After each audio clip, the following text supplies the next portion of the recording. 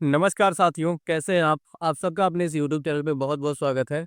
आज हम बात करने वाले हैं यूपीपीएससी की जो आरओ, एआरओ की वैकेंसी थी, उसका रिज़ल्ट जारी हो गया है और आयोग के द्वारा पहली बार कुछ ऐसी चौंकाने वाली रिज़ल्ट आई है कि पहली बार केवल नाम दिया गया है, कुछ कट ऑफ नहीं बताया गया है।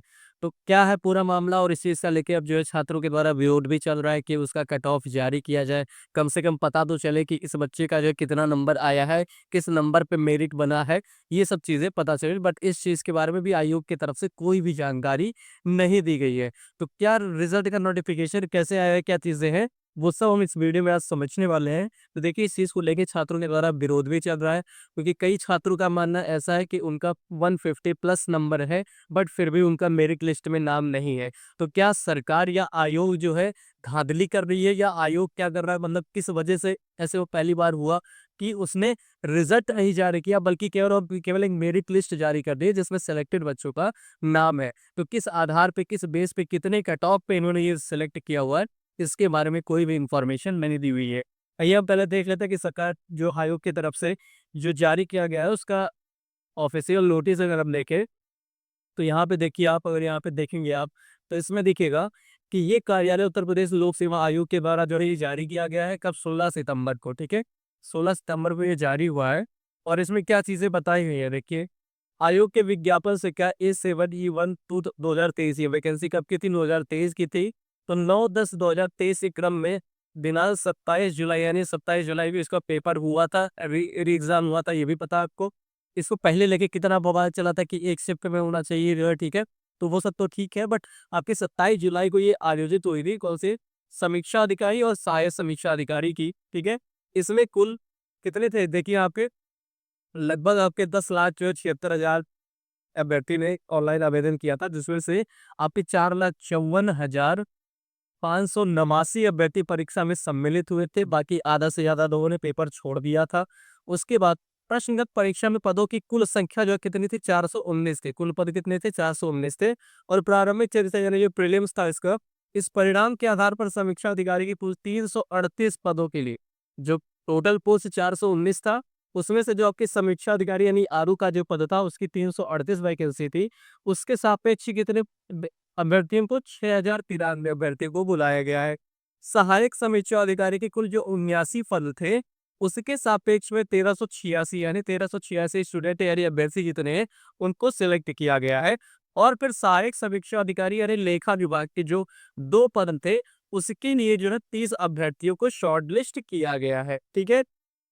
उसके बाद प्रश्नगत परीक्षा अपरिणाम पूर्णतः औपबंधिक है, मतलब पूरी तरह से जो है क्या है ये आपका औपबंधिक है। इसका मतलब क्या है कि इसमें आपको रिजल्ट नहीं घोषित किया, मतलब आपका नाम कहीं ऐसा वो नहीं होगा कि आप अपना नंबर चेक कर सकते हैं, इस तरीके की कोई सुविधा नहीं है। उक्त परीक्षा परिणाम से संबंधित प्राप्तांक, जो प्राप्तांक है और श्रेणीवार कट ऑफ अंक अंतिम चयन परिणाम घोषित होने के उपरांत आयोग की वेबसाइट में प्रवासित किए जाएंगे। अब इसका मतलब क्या है कि जब ये फाइनल मेरिट अपना दे देंगे, मतलब अभी प्री हुआ है, फिर मेंस होने के बाद उसके बाद जब फाइनल मेरिट बनेगी उसके बाद ये नंबर जितना भी आपने पाया हुआ था उस चीज को बताएंगे। तो फिर और इसमें मेन इंपॉर्टेंट थिंग ये क्या बोला इसमें कि अतः इस संबंध में सूचना का अधिकार यानी जो राइट टू इंफॉर्मेशन है, राइट टू इंफॉर्मेशन एक्ट 2005 के अंतर्गत प्रार्थना पत्र स्वीकार नहीं किए जाएंगे। मतलब भैया ये तो तानाशाही है एक हिसाब से आप कह सकते हो कि आयोग के द्वारा ये तानाशाही की जा रही है कि जो आम इंसान या जो जितने भी अभ्यर्थी हैं उनकी जो एकमात्र ये अधिकार था कि वो राइट टू इन्फॉर्मेशन के थ्रू अपने प्राप्तांक को जान सकते हैं, उसके लिए भी इन्होंने मना कर दिया है कि ये प्रार्थना पत्र स्वीकार नहीं की जाएगी। तो ये जो है कह सकते हैं आप कि आयोग की तरफ से ये आप कह सकते हो कि आयोग क्या कर रही है, पूरी तरीके से तानाशाही कर रही है। मतलब आपके से क्या मजबूरी पड़ रही है कि आप जो है पहली बार ऐसा हो रहा है कि पहली बार ये यूपीपीएससी के थ्रू पहली बार ये ऐसा हो रहा है। आपने यूपीएससी इसको बना दिया कि आप पूरी गोपनीय रखनी चाहते हैं, आप बिल्कुल भी इसमें कहते हो कि धांधली नहीं हो रही है। तो फिर आप जो है बच्चों का रिजल्ट क्यों नहीं बता रहे हैं, इसके लिए जो है कई छात्र इसमें जो है विरोध प्रदर्शन के लिए लोक सेवा आयोग जो उत्तर प्रदेश इलाहाबाद में है, वहाँ पे इस चीज़ का विरोध जो है जारी हो गया है। और वो भी क्यों ना कि जितने भी ऐसे कई अभ्यर्थी जो हैं, जिनका नंबर आपका 140 150 तक आ रहा है बट उनका नाम आपके मेरिट लिस्ट में नहीं है। तो क्या फिर फाइनल कट ऑफ जो 150 प्लस रही है, या फिर जो है ऐसे अभ्यर्थियों को शॉर्ट लिस्ट किया जा रहा है जो फिर अपना पहले से सेटिंग करके जुगाड़ करके वहाँ तक पहुँचे हैं।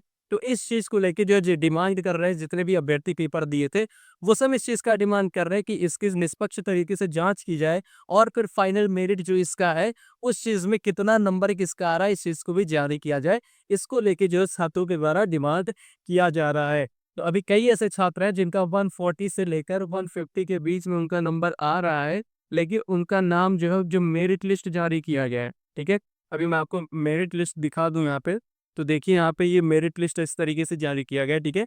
इसमें हम अंदर रोल नंबर चेक कर सकते हैं, जितने भी लोगों का है, इसमें आप चेक कर सकते हैं, ठीक है? जितने भी लोगों का है, इसमें आप चेक कर सकते हैं। तो इसमें ये चीज़ बताया गया है कि जितने भी छात्र शॉर्टलिस्ट किए गए, वो चाहे आरओ पद के लिए, ठीक है? आरओ के लिए या फिर एआरओ के लिए या फिर एआरओ में जो लेखा विभाग है, उसके लिए, ठीक है? तो जितने भी अभ्यर्थी सेलेक्ट किए गए हैं, उनका नाम केवल यहाँ पे जो है ये उनका रोल नंबर मेंशन हुआ है। बाकी अभ्यर्थियों को किसी को उनका रिज़ल्ट नहीं बताया गया है, वो कितना नंबर उनको मिला हुआ है। तो इसी चीज़ को लेके छात्रों के द्वारा विरोध किया जा रहा हो, तो किया भी क्यों ना जाए, क्योंकि सबको ये जानने का अधिकार है कि वो कितना नंबर प्राप्त हुआ उनको और कितना फाइनल मेरिट जो बना हुआ है, कितना कट ऑफ इसका गया हुआ है। तो अगर 140 150 के बीच भी बच्चा नहीं आ पा रहा है इसमें, तो इसका मतलब ये कट ऑफ आप 160 प्लस कर रहे हो और 160 प्लस कट ऑफ कर रहे हो, तो अगर आप जनरलाइज करोगे स्कोर, तो फिर इतने अभ्यर्थी कैसे आपके इसमें आ सकते हैं? आपकी जब 200 का पेपर था, 200 में से 160 प्लस जो है आपके अभ्यर्थी आ रहे हैं, तो फिर किस बेस पे आप निकाल रहे हो? तो इस चीज़ के लिए पूरी जो है जितने भी हमारे छात्र हैं, हमारे साथी हैं, सब लोग जो है इस चीज़ के लिए विरोध प्रदर्शन कर रहे हैं और फिर देखते हैं कि अब इस पे जो है आयोग की तरफ से क्या निष्कर्ष निकल के आता है, क्या निर्णय लेता है, और जैसा कुछ भी होगा वो चीज़ें हम आपके साथ आगे साझा करते रहेंगे। तो चैनल पे पहली बार अगर जुड़ रहे हैं तो चैनल को सब्सक्राइब ज़रूर कर लीजिए, ताकि ऐसे ही अपडेट और नोटिफ़िकेशन के लिए आपके पास ये वीडियो की नोटिफ़िकेशन पहुँचती रहे। मिलते हैं नेक्स्ट वीडियो में। जय हिंद, जय भारत।